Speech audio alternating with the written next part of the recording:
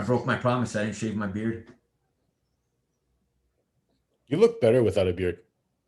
I'd take you out on a date. Good. Thank you, man. Yeah. I'd take you out. We go to Shake Shack. Shout out to Give me Shake Shack, a sec. who is not sponsoring this video, I'd but be they a little. should. They should sponsor our video, but they're not. I don't know. Shout out. I mean, I'm not, of that orientation, but if I were to be taking out, I don't know. I think I like a little something better than Shake Shack, actually. Oh, getting greedy, huh? I think I deserve that. Dude, I'm giving you a step up above McDonald's, okay? Oh, whoa. Wow, you're a hopeless romantic, bro. I never knew. I know, man. I'm pulling all the stops. Fucking McDonald's. In this economy, you should be thankful. I'll put that All on. right, so all right, before we get to the sidetrack, We're here to discuss the Karate Kid Part 2. I just finished watching it. Brian had to watch it. When did you watch it? Yesterday? yeah, and I just finished the last 10 minutes of it prior to this video because I think I must have dozed off at 1 a.m. trying to finish it, and I don't remember the exact like 5 minutes that happened at the very end, and then did a recap.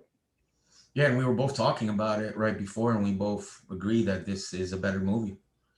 Yeah, I mean, you would have definitely needed the context of the first movie.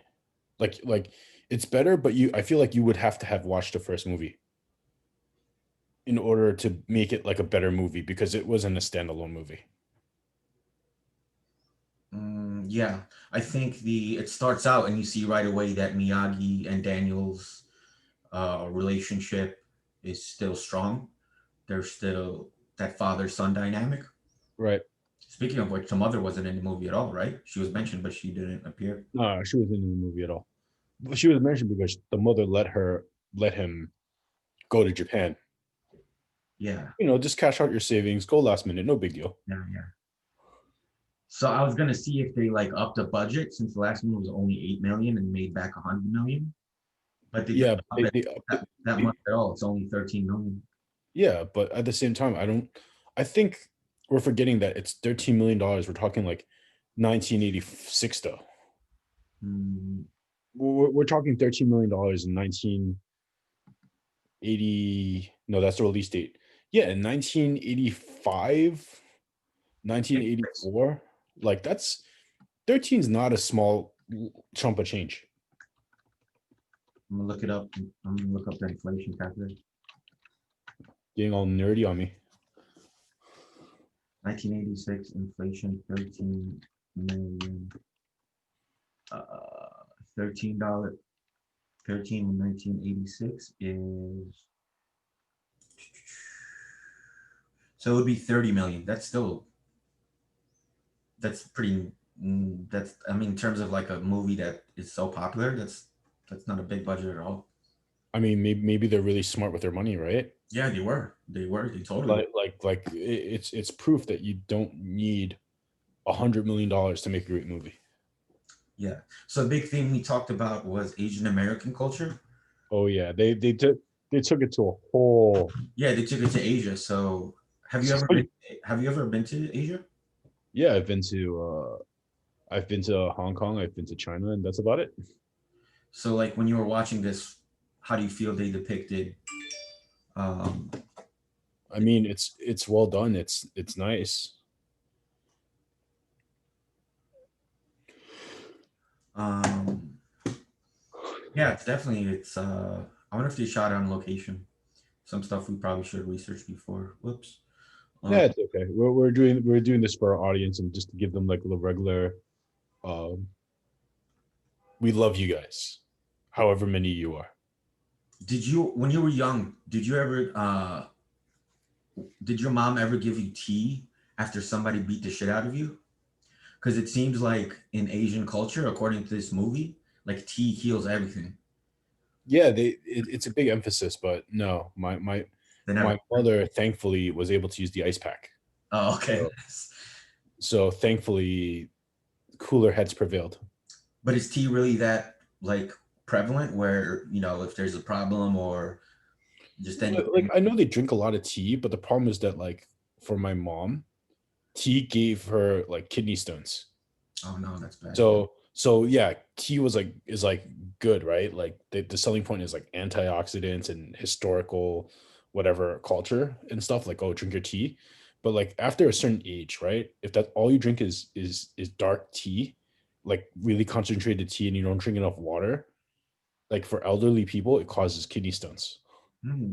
or it like leads to that. So, and then if you don't get surgery to get them out, you can die from kidney failure, right? Wow. So, if you want to look at it in that more like extreme situation circumstance, like that's what the doctor told my mom. So it's like I'm like, okay, and the doctor was Chinese, so Hmm.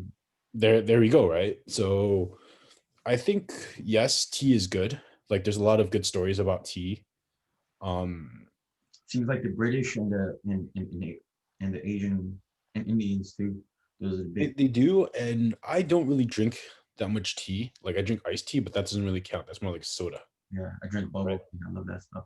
Yeah, but like if you want like just, oh, let's wake up in the morning, boil some leaves and whatever, and go for it. There's tea.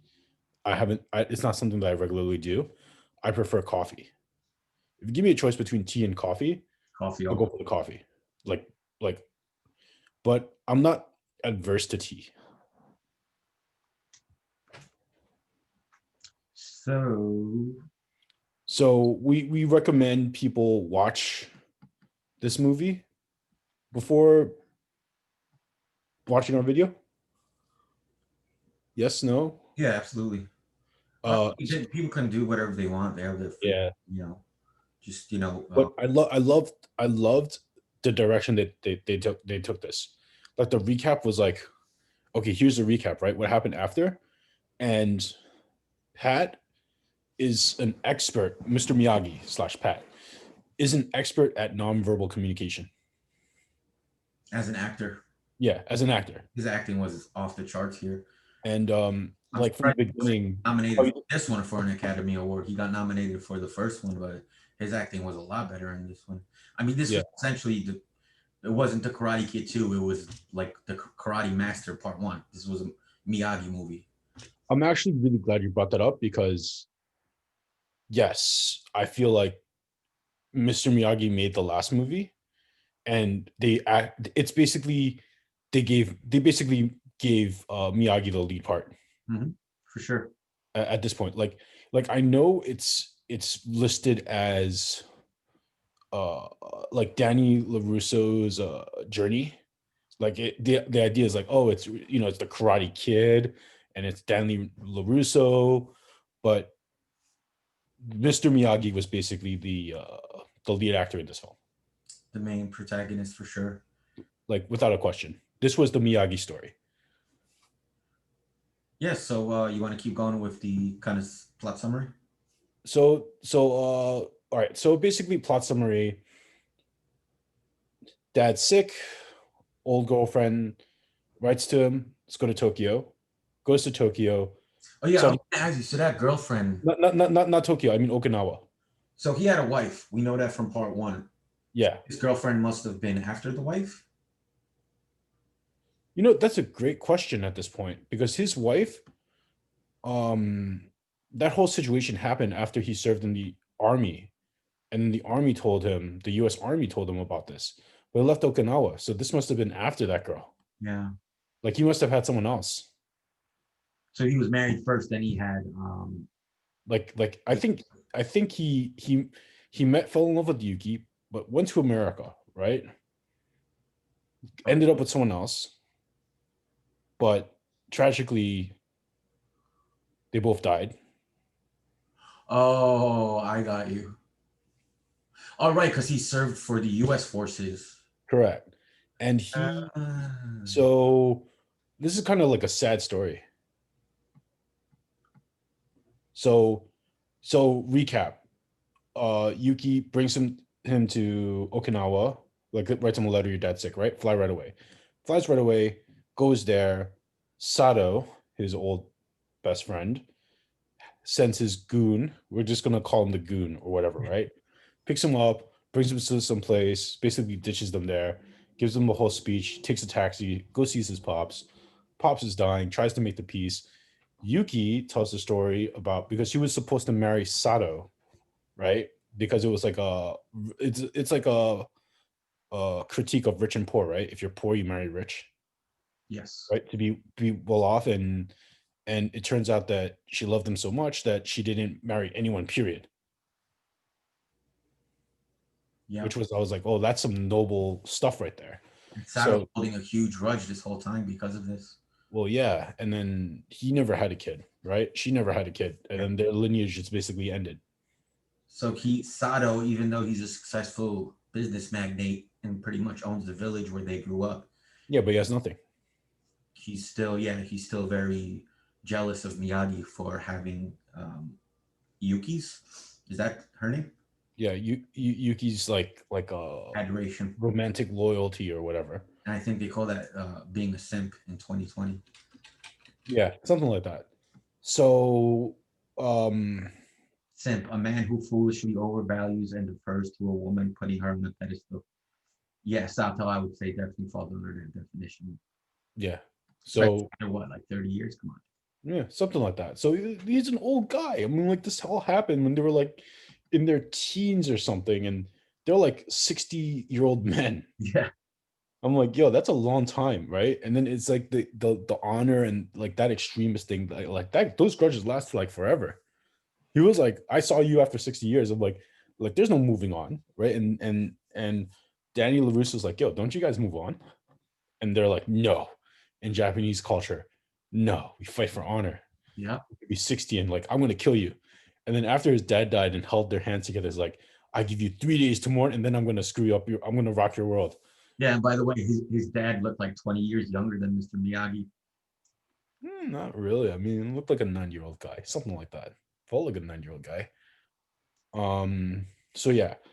And then Danny exposes by accident his that kid's like fake business or whatever that he's cheating people, right? Yeah.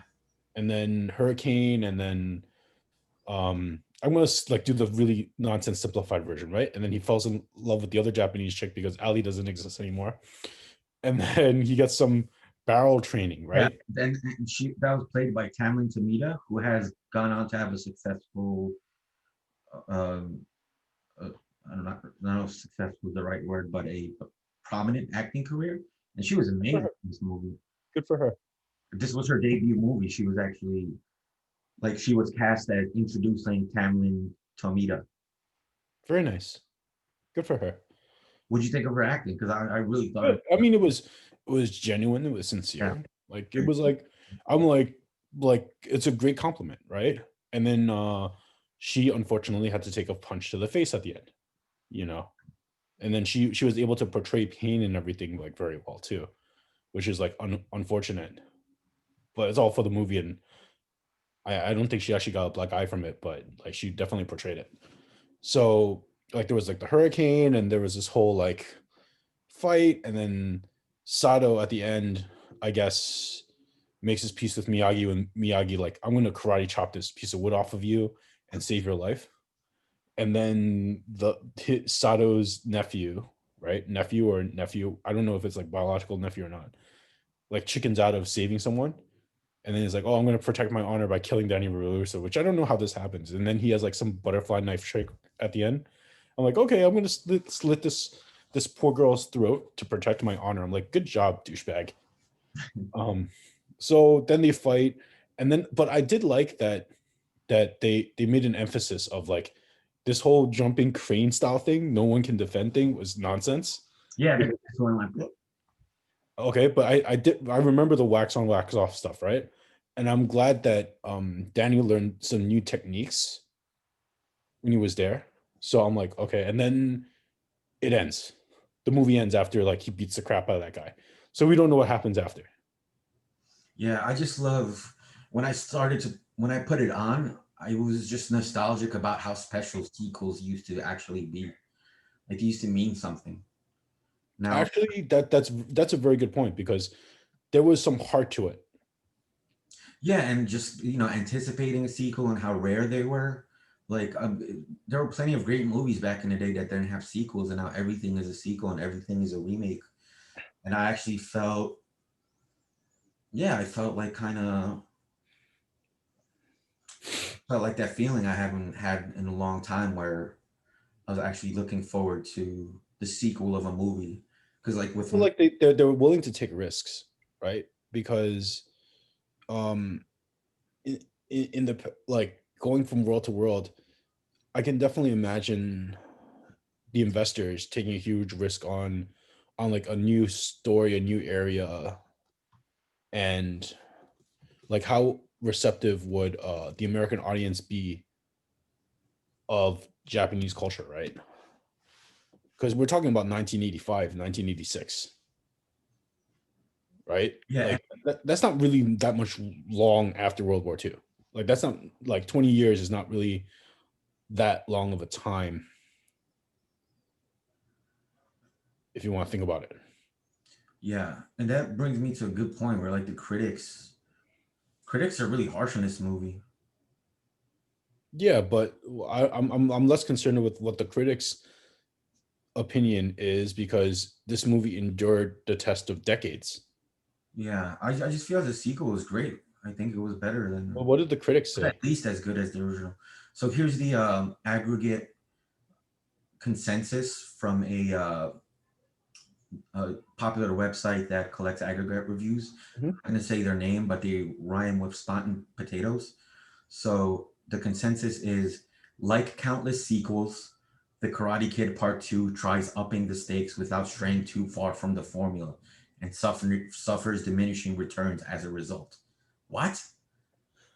So let's make this clear. Let's just like me and you as actors, as people that appreciate pop culture, right? Let's just clear this for the audience, right? And I'm not sure if you believe and follow what I believe, which is for all their opinions, F them. Yeah. The reason why is that one, people can vote with their dollars, right? Like whether or not people enjoy it, watch the movie, and whether or not they appreciated it to keep the legacy of the movie going forward is what really counts.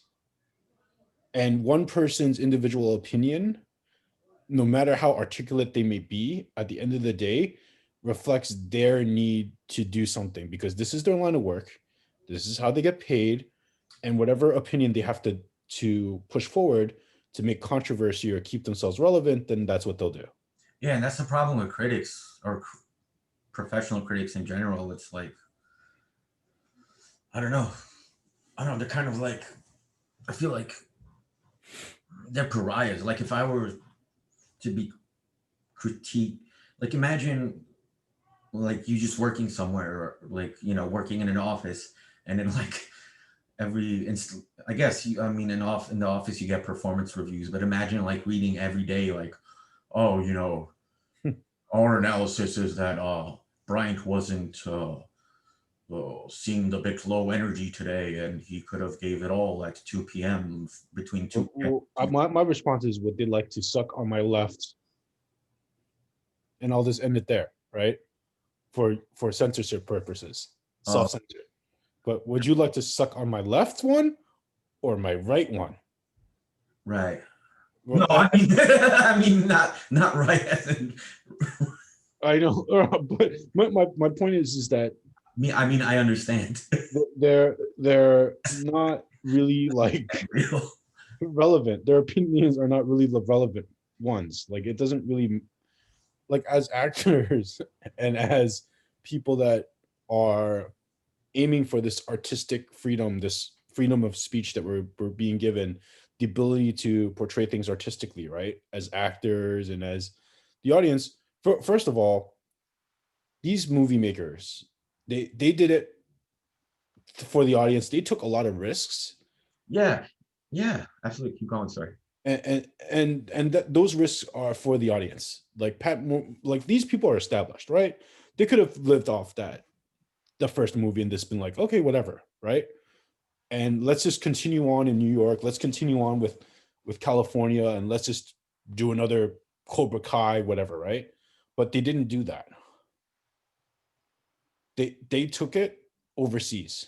They changed the world Yeah, on it. They introduced a lot of depth, a lot of story, a lot of like nuance, a lot of cultural awareness. Because as an Asian American and seeing like talking about honor, talking about grudges, talking about things that they go through, I'm like, yeah, Asian culture, like this, this is part of it. You really know, about that. like there's a lot of stuff that I feel like they introduced to in a huge positive light. Like for example, like all the Asians that are in that movie, none of them are weaklings. Mm. Like they bring like they show you how in Asian culture, you'll get roughed up. They're training U.S. military, right? Like they're showing you a lot of good things to sort of promote Asian culture in a positive light. Not just Asian people are weak, not just Asian people are sidekick. This guy is training the U.S. military over there. The U.S. military is using these guys to teach them how to fight. That's something. And how would you describe honor if you would have to describe it like yourself? Like, what does it mean to you? I mean, it's like a face, it's like reputation, but like a more absolute. Let's say, So it's like reputation with rules. Like here in America, reputation is like, he's like that, she's like that, no, SPB. no, but over there it's like more absolute. It's like you're tainting my name that's being like spread out, right? And that has a penalty, that has a price, because So the over there, reputation is based on particular yeah, absolute something like that. rules. So I I think it's very important. It's like saying You reputation is personally, everything, but it's like a step up from reputation. mhm. Do you personally feel honor is important? I think honor is important in different ways. Like I'm kind of caught in the middle, right? Like let's say you're talking smack about my reputation to a classmate, right? Let's say we're in acting school right now, and you decide to crap on my reputation because you're like, oh, Brian's whatever. You're saying something negative about me, right? And then I'm like, you're fighting, you're destroying my honor or whatever, right? You're destroying my reputation, and now you must die, Mm, right? Michael, we got to fight to the death now, mhm. right? But it's very serious because their reputation is everything. Like that's like the way of life. So I get it, Yeah, I can see that. because reputation over there is status. It's not like in America where it's like, oh, if you have money, you can buy stuff, right? Over there, reputation might give you different type of treatment. I think here honor is more individual based. Mm, Like everyone kind of determines their own code of honor, since individualism is a lot stronger here than in mm, cultures. I think that's fair to say at this point, right? yeah. So it's definitely interesting. Because when you just told me that, if I were talking smack about you, my first instinct with regard to honor would be that wasn't necessarily dishonoring you. It was a dishonorable thing for me to do as a person. Yeah. So I mean, it's definitely different. I mean, what did you think? About what? Because like for example, they took it all the way to Asia, right? And they all spoke English there, like much too good English. Their English was like way too good for someone that's there. But I feel like the purpose of that was to make it more relatable and approachable for the audience, right? Because obviously, if they put like Japanese, if we're talking in Japanese with English subtitles, it wouldn't be as captivating. Yeah, especially in 1986. It's not like these days where you actually have like a foreign film winning like best picture. Shout, shout out to Parasite, by the way. Yeah, still got to see that. You haven't watched it yet? No, All right, it's on our to-do list. So to our audience, I'm forcing Michael to talk with me about Parasite, which won Best Academy Award and Best Foreign Film. It won like so many awards. It's kind of ridiculous. does it live up to the hype? At first I was kind of pissed that Joker didn't win Best Picture, but after actually watching Parasite, I'm like, I still wanted Joker to win, but I understand why Parasite won. Mm. So anyway, back to this particular thing. So back to honor. Are you a gambling man? You know, it's weird. That concept for me is weird. It's like I don't buy lotto tickets. Okay. I don't go to Atlantic City, or I don't go to Vegas, right? I don't, it's not like I go to a table and start playing blackjack or slots. So in that regard, like, am I a gambler at a casino? No. Do I go to horse races? No. Do I play the lotto tickets? No. But oddly, I consider myself one that is willing to take risks. Yeah, and you're really big into the stocks. Yeah. So, but I don't consider that gambling.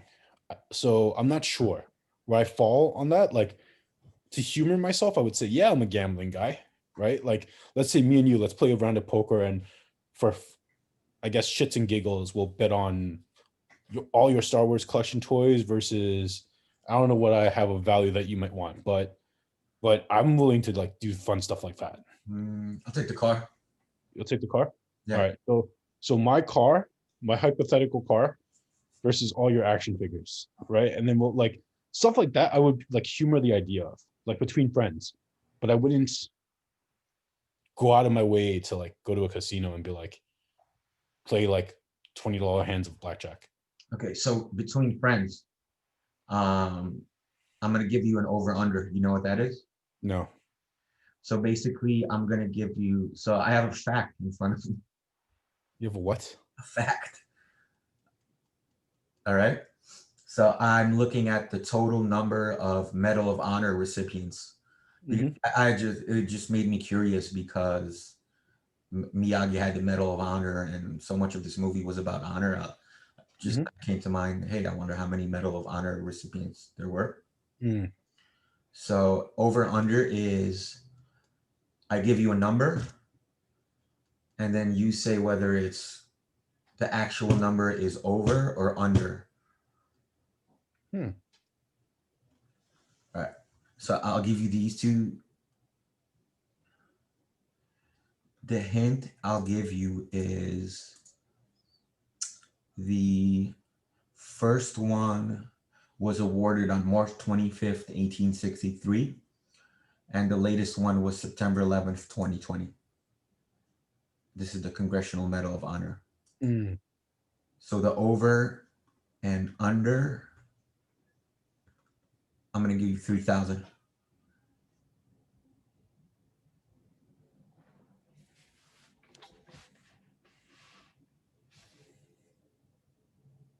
I don't even know which direction to go. That's the beauty of it. Hmm. All right, let's go under. Sorry, buddy. Over. All right. 3,473. Wow. And honestly, that was kind of a dick move because it's so close to the actual number. Yeah, I mean that's the fun of it, right? So, you think the second one was better than the first one? At least as good. At least as good. And they're two totally different movies, like we were talking about. So Mm-hmm. comparison to make is hard. I mean, it is a different type of movie. The first one, Sacrifice one of the two movies. Which one would you sacrifice? Erase one movie from history. One of the two movies from history. you mean like literally from history, or From just history. Like of the two movies, one no longer exists. oh? So if you're saying if I only got to experience one, which one would I like to experience? Yeah. Hmm. As a child, part one. As an adult, definitely part two. So right now, I'm saying part two. It's actually interesting because it's like I feel like as you mature older over time, right? Or maybe it's because it was following Miyagi more and it's following his adult life that we as adults can relate more to it. Yeah, because it talks about real life stuff like Yeah, that's what I was feeling like. marriage, divorce, moving to different countries where you grew up, stuff like that. Like there's a lot to take in if you like if like there's a lot of themes to take in this movie. Like a lot of concepts. It wasn't just like the first one. I feel like the first one's more like coming of age type of story. And you have like the master and this one, but this one was like It's we're like, just gonna smack you in the face with real life. yeah, it's the complete opposite of coming of age. It's coming to terms with age. Yeah. And then it was like a lot, it had a lot of lessons and a lot of uh what you call it? Reflections and analysis of different people at different points and how they react to things. Like I feel like the first movie was like, okay, you're Cobra Kai, right? Strike first, strike hard, and no mercy, sir, whatever, right? And then you had, but in, but there was a genuine, more simplified level of conflict in the first movie. It was like, okay, guy with ex-girlfriend, guys bullies Daniel Russo tournament, and then there you go, right? It's like a journey to train to tournament. You're the best, da-da, whatever. Nothing's ever going da, da, da. And then resolution. And the second one, it starts with the sensei like speeding up Johnny Lawrence, basically almost choking him to death, right? Miyagi has to stop in. So it's like a reflection of abusive teachers or whatever, right? Willing to like, all right, you're a worthless little sack of whatever, right? So it's like it's a reflection of psychos, right? And then you feel for Johnny Lawrence in the second movie more so than the first one because like in that small moment you understand the shit that Johnny Lawrence has been through. Mm. So like okay, and then that's like the first one, and then the second one they introduce you to the theme of like the dying relative, the dying father, and having to come to terms with death, right? So you already have that second theme, and then you have the theme of the Yuki love thing, and the theme of honor with Sato, and then that kid cheating people. So the theme of getting cheated on, and then when they had that hurricane and the thing came down, Yeah, let's not forget about community. Also, the theme of community. yeah, and then which is actually important that you bring that up, and also like that guy chickened out from saving someone. He chickened out from saving Sato for one. He just said the guy died, or I thought he died, right? Just ran out. So chicken moment one, confirmed chicken movement moment two when he didn't go to help the chick. And Sato, this older, already injured guy, was like, all right, I'm gonna do it myself, right? So you're not have no honor, you're dead to me.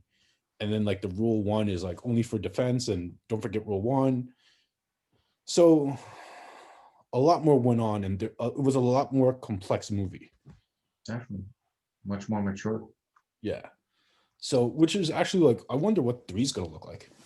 Yeah, me too. I'm not reading any reviews or previews or anything. I just want Yeah, to. I'm not. I'm just gonna watch three, and then we're gonna watch the next Karate Kid because it's gonna wrap up before we do Cobra Kai, right? Yeah. Um, Another thing that was established is if you're in the Karate Kid universe, don't go to a party or a dance because there's gonna be like a massive brawl every time, every single time. Apparently, right? It's like a joke at this point. Every And single then, time there's been a and dance. the guy might come after you, hold it, and try to put a knife on your neck and try to slit your throat, right? It's supposed to be like a communal celebration of Wasn't this going movie left. supposed to be like PG-13 or PG? Let's see. I think it's PG, right?